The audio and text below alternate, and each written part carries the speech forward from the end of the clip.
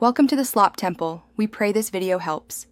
You start by verifying 3 essentials: your Apple ID email or phone, access to any trusted device or phone number, and whether you set a recovery key. Once confirmed, open settings on an iPhone or iPad signed into that Apple ID, or go to iForgot on a trusted browser. Make sure you have a stable internet connection and battery life. Begin the reset flow now.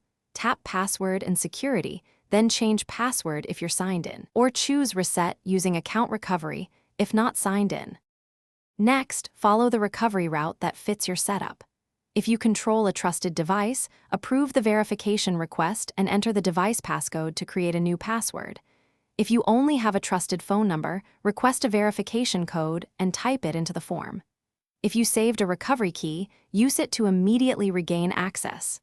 If none of these work, start Apple's account recovery. It can take days, and Apple will guide identity verification before unlocking the account. Finally, set a new, strong password and sign back into all devices. Make sure two-factor authentication is properly configured. Once done, review trusted devices and phone numbers, and consider generating a new recovery key only after you record it securely. If the recovery process stalls, contact Apple support for help and have proof of purchase or ID ready to speed verification.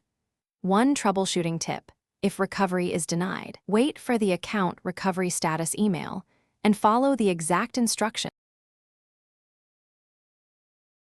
Thanks for watching. Consider subscribing if we helped you.